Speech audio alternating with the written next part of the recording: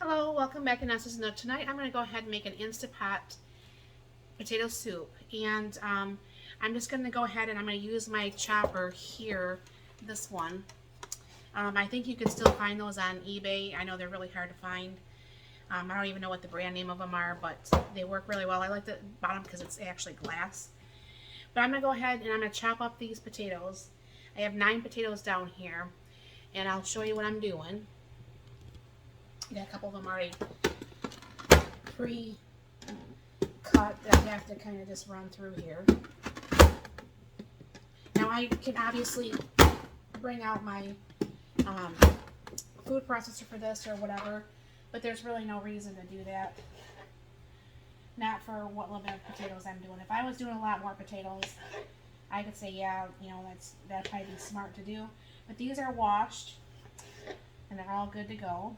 I mean, some of the potatoes are really small, so it's not like we're having just tons and tons of potatoes. And I always do not peel my potatoes when I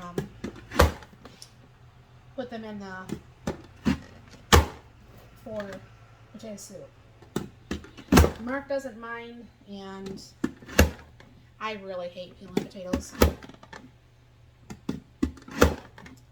I wish I had that one thing that just peeled. You know, you just put your drill on it and it peels your potatoes for you. But I don't have one of those. So what I'm going to be doing with this, I just need to get the stuff out because I'm just on lunch right now. So let me put you on pause for a second and I'll be right back. Now I don't know for sure if you know, one of my favorite potato soups is actually from Outback. And I didn't know it for the longest time. I used to, like my mom, used to add all milk to the soup. But I don't do that anymore because I found out you don't have to. So what I'm doing is I'm putting 2 bullion cubes. I'm not going to add any salt because the bullion cubes are going to be more than enough salt in this. I'm going to go ahead and just dump this in. Now I could use my freeze-dried carrots, celery, and onions. However, I'm not going to. And I'm just going to take a little bit of my dehydrated onions. Because when you're using the Instapot, you can actually, it'll come back up, as you'll see when this is all done. This comes right back up with no problems whatsoever. And then a little bit of celery. And a little bit of carrots. For the life of me, I couldn't remember how I used to make this. I asked my husband, he couldn't remember either. So anyways, anybody that's been watching me knows that I pre-freeze my hamburger. I strain it, and I drain it, and I get the grease off it. This is still partially frozen, but that's going to be okay. This will actually cook very nicely within the soup. But I'm going to go ahead and add some water to this. So that's what you're going to be hearing in the background.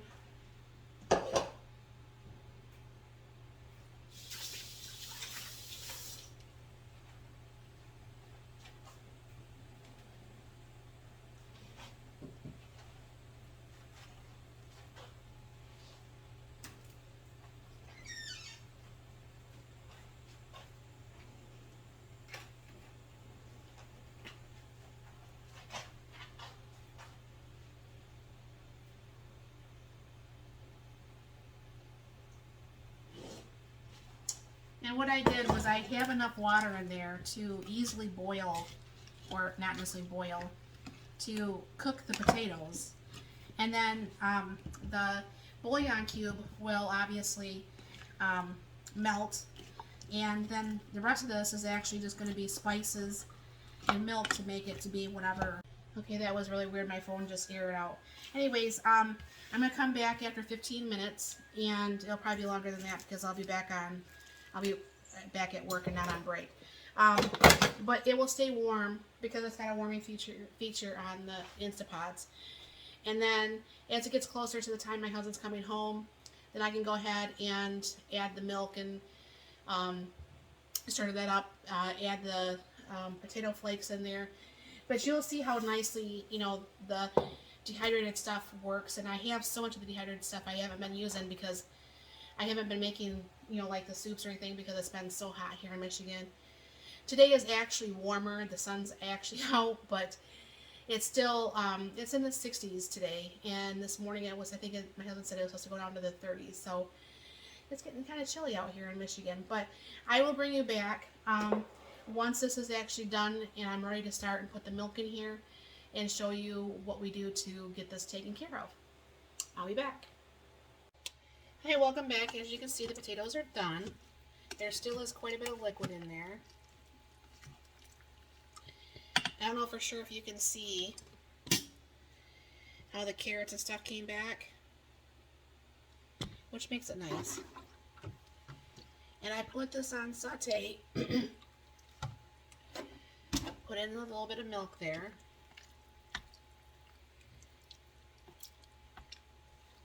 Stir this up. My husband's on his 15, which means he's almost going to be coming home here pretty soon. Oh, I said I wasn't going to add any salt. Anyways, let's not add a whole bunch of salt. I just did those couple shakes, which is fine. And then there's the pepper. Stir that in.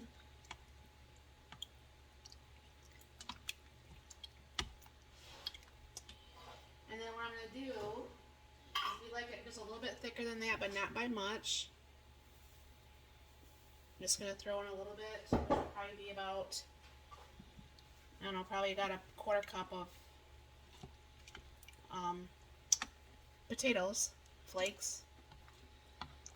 And then that's going to help thicken that up pretty nicely.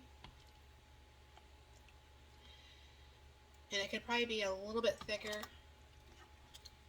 Let me throw just a little bit more potatoes in there.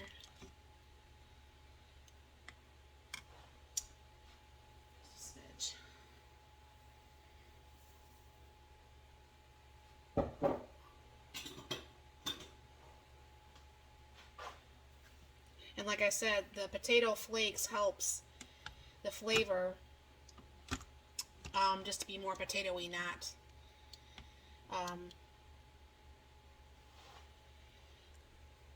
the other flavor. But I mean, this is pretty nice and thick. So that is potato soup in the Instapot. So pretty simple, pretty easy.